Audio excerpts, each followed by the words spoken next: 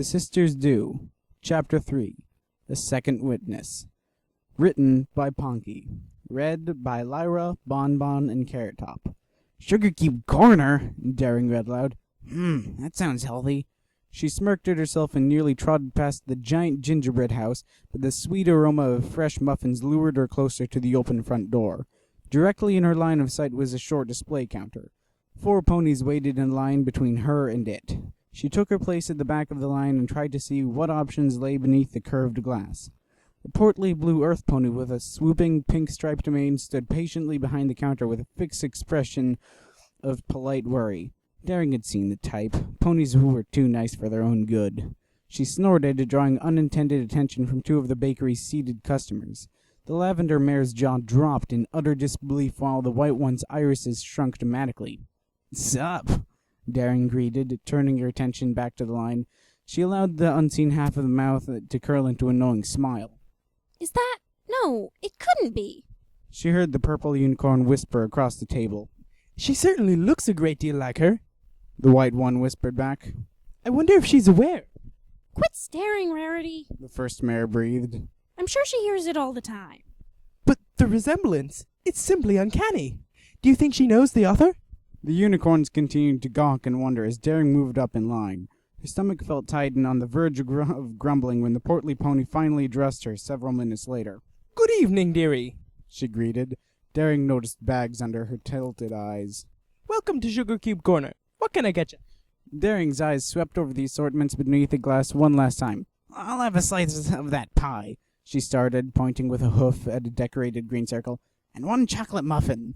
"Just chocolate or chocolate with chocolate chips?" she asked, relieved with the simple order.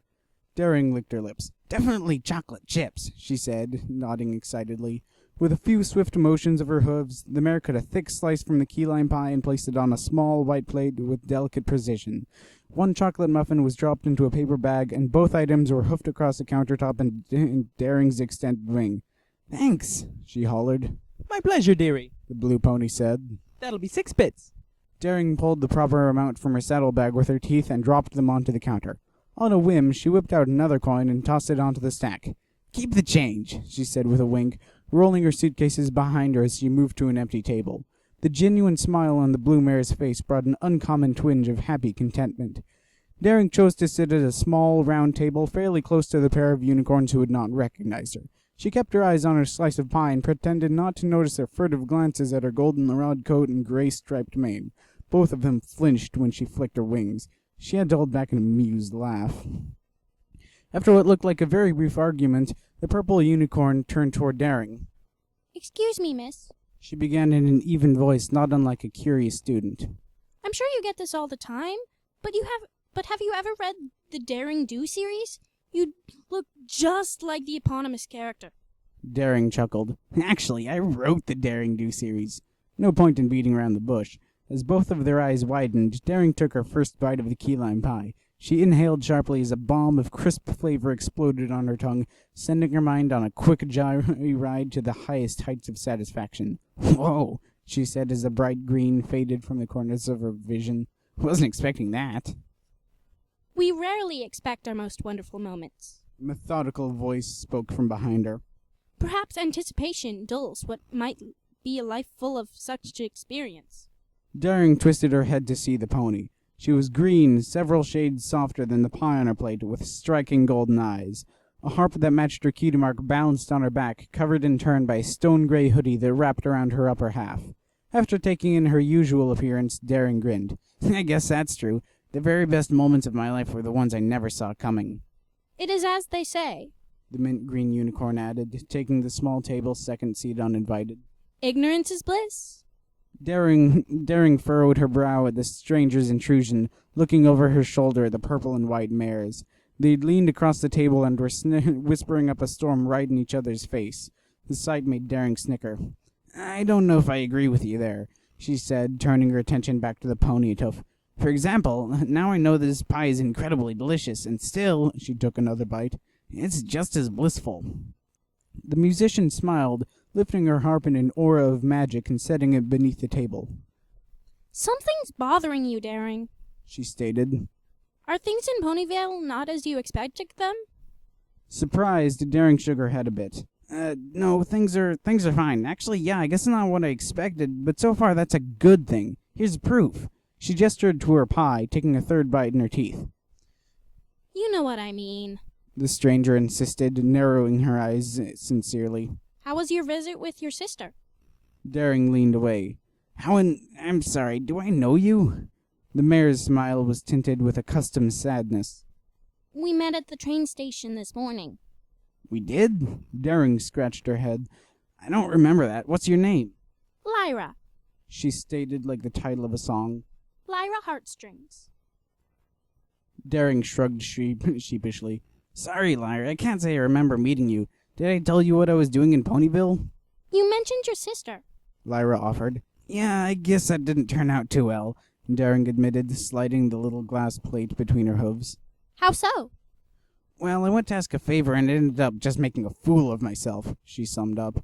I forgot how much things change with time. I thought 8 years would be enough to heal old wounds, but we both got pretty heated over everything that's happened. Time does not heal wounds alone. For a proper scar to form, they must be thoroughly cleaned and dressed. Or in this case, addressed. Huh?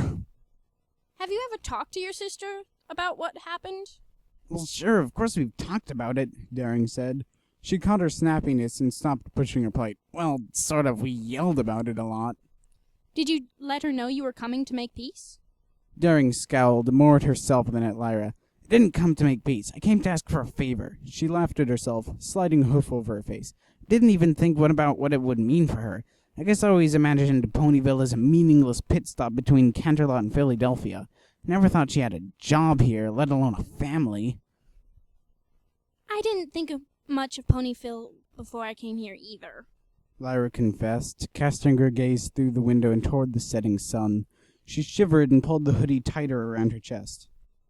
But I have since learned that it is a vibrant, lively town, however small, full to brim with good, inspiring ponies, each with a story to tell and a lesson to teach. She turned back to Daring. Did you know your niece plays the flute? Daring blinked. Nope. As Lyra nodded, her eyes moved as if she were watching a memory play out before them. She has quite the talent. I've never known Ditzy to be a musician. Was her father so gifted? Daring rubbed her eyelid as it twitched involuntarily.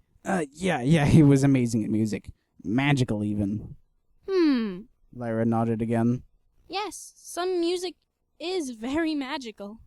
The pair was quiet for some time, Lyra lost in thought while Daring tried to squish bad memories. She took little notice at a light blue Pegasus gliding into the corner and starting a large order with a mare behind the counter. Your sister refused to do the favor then? Lyra asked, pulling in Daring's attention. Oh, yeah, she did. She sighed and finished her pie in one bite. I don't quite know what to do now. Lyra cleared her throat. What was the favor, if I may be so bold? Daring rolled her head on her neck. It was stupid. See, I'm a writer, but I have a very limited imagination. I can't come up with full stories on my own. Everything I've written so far has been based off stuff that has really happened to me. I came here to ask my sister to go on another adventure so I can have another story to write. With a curious smirk, Lyra asked, Why not just go on your own? The Pegasus gritted her teeth. I can't. I need a second witness. She looked at the ceiling and nodded. Yeah, that's it. I need another pony to see everything that happened so that when I'm writing it down later I don't miss any details. I see, Lyra said, pulling at her sleeves. So Ditzy helped you write your presently published works then? Daring winced. Well, no, but she met Lyra's piercing gaze and felt a lump grow in her throat. I'm scared, she admitted like a foal at the top of a long slide. I can't do all the things that Daring in my books can do. I need a sidekick. No, not partner. I need some pony with me to bounce ideas off and keep me company and watch my back. Adventures are fun, no doubt, but they're pretty dangerous. Lyra's nod expressed her approval. I understand that entirely, Miss Dew. Being alone on an adventure is maddening, to say the least. Yeah, Daring agreed with a relieved sigh. She couldn't believe how good it felt to tell some pony the truth. So what are you going to do now? Lyra asked. Her tone was low and encouraging. Daring sniffed and pulled her chocolate muffin with chocolate chips out of its crinkly paper bag. I don't know, Lyra. Go home, I guess. Try to make up a story, see if my publishers will lower their standards. Why not find a new partner? Lyra suggested. Daring perked up. What was that? Ponyville is full of unique and energetic ponies, Miss Dew. I'm sure several of them would jump at the chance to adventure with a famous explorer like yourself. The muffin fell from Daring's hooves and landed with a dull thump on the table. A new partner? She repeated. Her eyes were beginning to sparkle. A new partner? Lyra's upper eyelids drooped. Have you honestly never considered that before? A new partner! Daring nearly shrieked, leaping to her hind hooves and wriggling at her forelegs excitedly. How sweet, Celestia! Why didn't I think of this before? My problems are solved! A new partner! A torrent of delighted cackling drowned out the sound of chattering teeth. The tears of joy in Daring's eyes blurred a small cloud of fine mist that whispered above the tabletop. Excuse me, Mama, you all right? An angular yellow stallion called out from behind the counter. Daring silenced herself and looked this way. Oh, yes, I'm fine. She lifted a hoof to her mouth and cleared her throat. Sorry about that. I just had a really good idea pop into my head out of nowhere. You ever have that happen? With an embarrassed chuckle, Daring snatched the chocolate muffle from the small round... crud. Okay. With an embarrassed chuckle, Daring snatched the chocolate muffin from the small round table and hurried out the front door. Thanks for the food. It was great, she called over her shoulder. As soon as she was out on the street, she broke into full gallop, suitcases tucked beneath her wings, eyes peeled for a hotel. It looked like she'd be staying in Ponyville for a while longer. Something told her there were good, inspiring, unique, energetic ponies in that town who were more than fitting candidates to replace her sister on another thrilling exploration. She was going to find a suitable partner and embark as soon as possible. Those ancient and/or mystical artifacts wouldn't know what found them. Daring hurried past a unicorn trotting alone down the middle of the road. Thinking it better to ask for directions and scurry around an unfamiliar town by moonlight, Daring screeched to a halt and turned to face the stranger. Excuse me, miss, she said over the resonant flex of the mare's harp. Sorry to interrupt, but do you happen to know where the nearest hotel is? A whimsical smile graced her flawless face as one hoof pointed down an adjacent street. The tallest building at the end of that road is a wonderful choice, Miss Dew, she said. Daring quirked an eyebrow. You a fan of my books? She guessed. Without breaking eye contact, the minty mare shrugged. Something like that. Pull yourself together, darling, Rarity implored. You're frightening the cake's fools. Indeed, Pound and Pumpkin stared up at Rainbow Dash with confusion in their tiny eyes. Rainbow, you've got to snap out of it! Twilight Sparkle demanded. Come down from there at once! Oh dear. Mrs. Cake said under her breath, scooping her children onto her back and carrying them out of the front room. There weren't very many ponies left in the corner at that hour, but since a mustard-yellow Pegasus had burst into an unexplained laughter and trotted away 3 minutes earlier, every eye was locked on Rainbow Dash. The weather mare was plastered into the far corner of the ceiling. How she managed to cling to the wood, no pony understood. The limbs and wings were pressed so tightly against the converging walls they appeared flat. Every hair of her multicolored mane seemed to stand on end. Her only movements were the frantic vibration of her eyeballs and the rhythmic bobbing of her jaws. She repeated one sound over and over again. Pinkie Pie appeared beside Twilight and covered her ears. The inside of my nose is itchy, she whispered to her friends. You might want to follow my lead. Without a second's thought, Twilight and Rarity clamped their forehooves over their ears and not a moment too soon. Daring do! The windows of the confectionery rattled in their frames. Several glass cups exploded without warning. 8 of Carousel Boutique's Ponquins fell to the floor. A flock of ravens in the middle of every free forest took flight. Princess Luna was momentarily distracted from raising the moon. A dozen or so stored snowflakes in Cloudsdale Weather Factory shattered. A small crack appeared and Tom sighed. Half of Bloomberg's apples fell to the ground. Discord winced inside his stone prison. Ditzy-Doo flinched as she tucked her little muffin into bed. Daring-Do grinned as the candles in her hotel room flickered. Maybe Ponyville isn't so bad after all, she mused. At least some pony here has great taste in fiction. And that's the end of chapter 3, read by These three people. Sorry for reading so bad. Peace off. The great master Tortilla. Shut up!